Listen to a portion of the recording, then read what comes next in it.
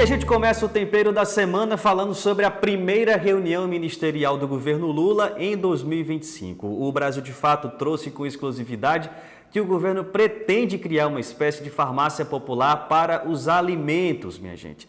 E funcionaria como uma rede de comércio para baratear os alimentos e contornar um gargalo que tem afetado a percepção do eleitorado sobre o governo Lula. A ideia ainda está sendo estudada e deve fazer parte desse esforço de um novo momento para o Palácio do Planalto, né? O governo enfrenta um desafio importante: construir uma marca forte e melhorar a comunicação com o povo. A crise recente do Pix foi um sinal de alerta, né, nesse sentido.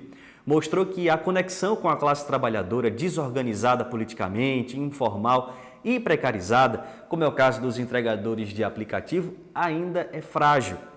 Esse grupo tem resistência ao PT, desconfia do Estado e não se sente representado por entidades organizadas.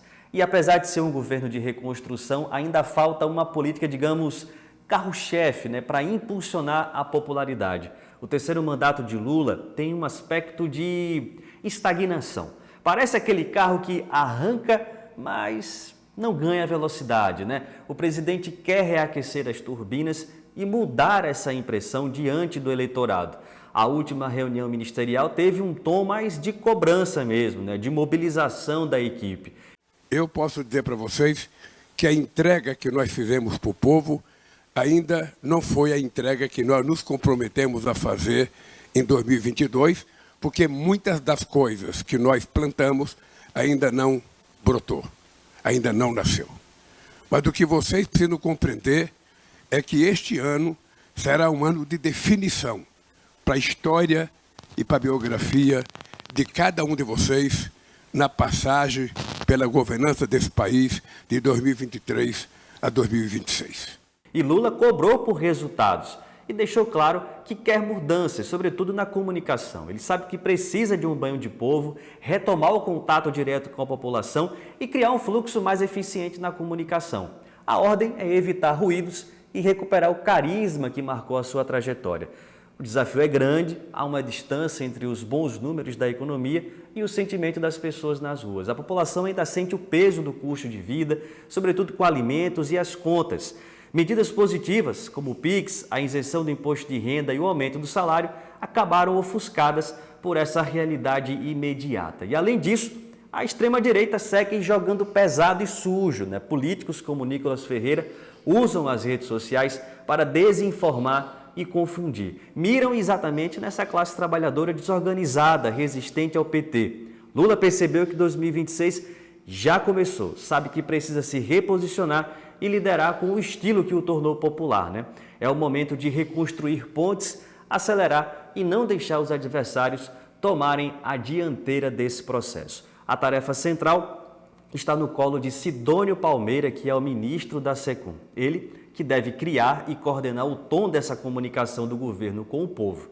Mas outras áreas também devem e precisam agir. É importante uma estratégia política que seja evidente e eficaz diante da população brasileira.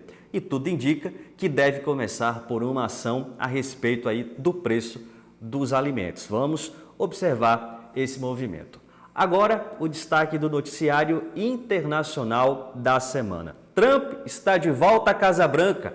É o início de uma nova era dos extremos nos Estados Unidos. Um governo que será marcado pela brutalidade, pela perseguição a imigrantes, pelo negacionismo climático e pela transformação do Estado em um balcão de negócios. Uma era, sem dúvida, também marcada pelo teatro conservador de Trump, que busca para si a atenção do mundo inteiro com essa tática de choque no início do governo. Trump, esse republicano, né, que retorna mais perigoso do que no primeiro mandato. Na posse, a mensagem foi clara. Trump estava cercado por bilionários da tecnologia, né, dono das redes sociais que alimentam a desinformação. Uma aliança muito perigosa, né? Essa aliança com essas big techs representa uma ameaça global à democracia e aos direitos civis. Ao lado de Trump também estavam aliados ultraconservadores como o Milei da Argentina e o Edmundo González da Venezuela. Trump já deixou claro a quem quer atingir. Anunciou operações militares contra cartéis na América Latina, reforço na fronteira com o México e ameaças de retomar o Canal do Panamá. Colocou Cuba de volta na lista de países que promovem o terrorismo. Internamente, ele também criou um clima de tensão, instruiu funcionários a delatarem a existência de qualquer ação de diversidade. Ele deu 10 dias para os trabalhadores denunciarem colegas que tentem manter as políticas de diversidade nos órgãos do governo.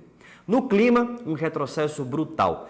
Trump retirou novamente os Estados Unidos do Acordo de Paris, negando a urgência do combate às mudanças climáticas. Enquanto o mundo busca energia limpa, ele aposta no petróleo, celebrando o que chama de uma nova era de ouro para o país. Já no campo da saúde, desprezo absoluto. Trump cortou o financiamento à Organização Mundial da Saúde, deixando o mundo mais vulnerável a novas pandemias e sem produção de medicamentos essenciais. Os Estados Unidos são os principais financiadores da OMS, têm relevância no apoio às pesquisas e ao funcionamento da entidade.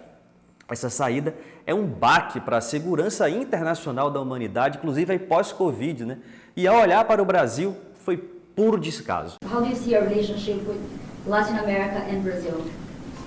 Great. Should be great. They need us much more than we need them.